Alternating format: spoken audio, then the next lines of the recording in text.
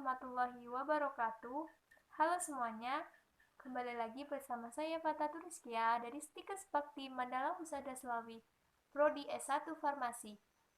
Di sini saya akan menjelaskan sedikit tentang toksikologi obat dan penanganan keracunan secara umum. Oke, kita langsung ke poin yang pertama, yaitu pengertian dari toksikologi obat. Toksikologi obat merupakan suatu reaksi yang terjadi karena dosis yang berlebih atau penumpukan zat dalam darah akibat dari gangguan metabolisme. Nah, ada yang tahu tidak kenapa obat bisa dikatakan racun? Hal ini karena ketika obat dikonsumsi tidak sesuai dengan takaran dosis, maka akan menimbulkan suatu efek samping. Bahkan bisa terjadi keracunan. Nah, hal ini menurut Paracelsus bahwa yang membuat suatu zat bisa dikatakan racun atau tidak itu tergantung dari dosis yang akan masuk ke dalam tubuh. Selanjutnya, apa sih itu racun? Racun merupakan suatu zat yang ketika tertelan, terhisap, diabsorpsi, menempel pada bagian kulit, atau bahkan dihasilkan di dalam tubuh, namun dalam jumlah yang sedikit dapat mengakibatkan efek dari tubuh dengan adanya reaksi kimia. Nah, sedangkan keracunan dapat diartikan sebagai masuknya suatu zat ke dalam tubuh karena dosis yang berlebih atau penumpukan zat dalam darah yang dapat menyebabkan ketidaknormalan mekanisme di dalam tubuh, bahkan sampai terjadi kematian. Yang selanjutnya, ada racun dapat diserap melalui 4 tahap. Yang pertama, ada melalui pencernaan, di mana contohnya ada ketika kita mengkonsumsi makanan yang bersifat toksik, maka hal ini dapat dicerna melalui sistem pencernaan. Yang kedua, ada melalui intravena.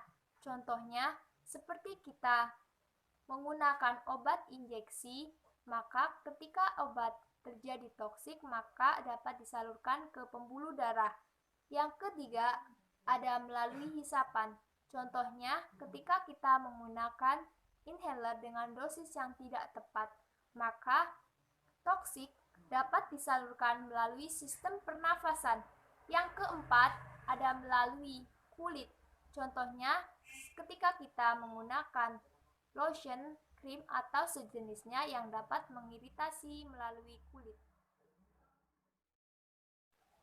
Kemudian, dan selanjutnya ada gejala dari keracunan. Yang pertama ada gangguan pencernaan, seperti mual, muntah, diare, perdarahan pada saluran cerna. Yang kedua ada nyeri dada dan detak jantung lebih cepat. Kemudian ada pusing dan merasakan sakit kepala. Dan terakhir ada biasanya kulit atau bibir terjadi kebiruan. Yang selanjutnya, bagaimana sih penanganan dari keracunan itu? Nah, sebelumnya ada fungsi dari penanganan keracunan itu untuk menjaga fungsi organ, menghindari absorpsi yang lebih lanjut, kemudian mempercepat eliminasi, dan menormalkan fungsi tubuh. Oke, selanjutnya bagaimana sih cara penanganan keracunan secara umum itu? Nah, yang pertama, jika racun yang tertelan atau masuk ke dalam mulut, maka dapat mengatasinya dengan hal berikut. Yang pertama, jika penderita sadar akan hal yang dikonsumsinya itu bersifat racun atau toksik, maka meminta penderita untuk segera mengeluarkan atau meludahkan sisa racun yang ada pada mulut. Kemudian, jika penderita muntah secara tidak sengaja, maka segera bersihkan mulut dan tenggorokannya dengan cara membalutkan kain bersih ke jari tangan Anda, lalu memasukkan ke dalam mulut Fungsinya untuk membersihkan sisa-sisa racun yang ada pada dinding mulut atau lidah dapat dikeluarkan. Nah, kemudian jika penderita tidak sadarkan diri, maka cobalah bangunkan agar si penderita dapat meludahkan sisa racunnya. Nah, jika penderita sadar akan hal yang dikonsumsi itunya bersifat racun, maka cobalah meminta untuk duduk dan pastikan penderita tetap sadar untuk menunggu kedatangan tim medis agar tidak terjadi hal yang fatal. Kemudian yang selanjutnya ada racun yang terhirup melalui hidung dapat mengatasinya dengan cara apabila penderita menghirup racun dari udara yang tercemar seperti gas karbon monoksida, maka segera bawa ia keluar dari lokasi tersebut. Fungsinya agar menghirup udara yang lebih bersih. Kemudian, jika terjadi kontaminasi pada kulit, maka hal yang paling mudah kita lakukan yaitu dengan cara membersihkan atau menyiram bagian yang terjadi kontaminasi dengan air yang mengalir. Nah, kemudian jika terjadi kontaminasi pada mata juga sebaiknya kita segera membilas atau membersihkan area yang terkontaminasi dengan air yang mengalir. Nah, fungsinya untuk meminimalisir zat yang beracun masuk ke dalam area tubuh. Kemudian, yang terakhir ada ketika terjadi sengatan atau gigitan binatang, maka cara mengatasinya bisa dengan cara diikat di daerah luka gigitan atau segera diberikan antidotum atau anti racun.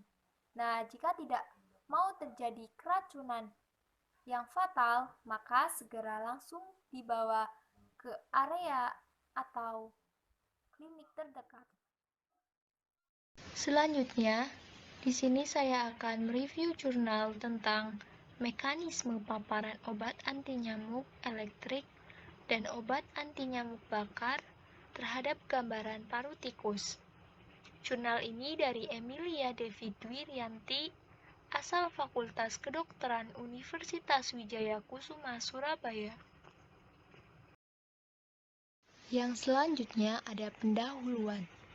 Nah, geografis negara Indonesia merupakan wilayah yang sesuai dengan tempat hidup jenis nyamuk yang berperan sebagai vektor penyakit. Curah hujan yang tinggi menimbulkan banyak genangan air di mana-mana dan terdapat rawa sehingga nyamuk akan sangat mudah berkembang biak. Maka dapat menimbulkan kejadian penyakit yang disebabkan oleh nyamuk. Upaya yang harus dilakukan oleh masyarakat untuk tidak sekedar penanggulangan nyamuk, maka perlu dilakukan upaya untuk menanggulanginya, yaitu salah satunya dengan pemakaian obat anti nyamuk, yang tentunya mengandung insektisida beberapa senyawa kimia. Insektisida yang mengandung beberapa senyawa kimia itu, salah satunya merupakan golongan dari pestisida, di mana pestisida adalah bagian dari zat toksik. Nah, tujuan dari penelitian pada jurnal ini yaitu untuk mengetahui perbandingan mekanisme paparan obat anti nyamuk elektrik dengan obat anti nyamuk bakar terhadap gambaran paru yang diberikan pada tikus. Yang selanjutnya ada metode penelitian dan cara kerja. Jenis penelitian yang dilakukan pada jurnal ini yaitu eksperimen. Kemudian pada penelitian ini juga menggunakan pendekatan the post-test only control group design, di mana secara acak tikus-tikus dikelompokkan pada setiap kelompok perlakuan dan kontrol. Nah, hewan uji yang digunakan sebanyak 25 ekor. Kemudian, cara kerja yang pertama dengan menimbang tikus kalori star 150 gram. Setelah itu, diadaptasikan selama 1 minggu sebelum perlakuan. Fungsinya agar tidak terjadi kesokan pada hewan uji.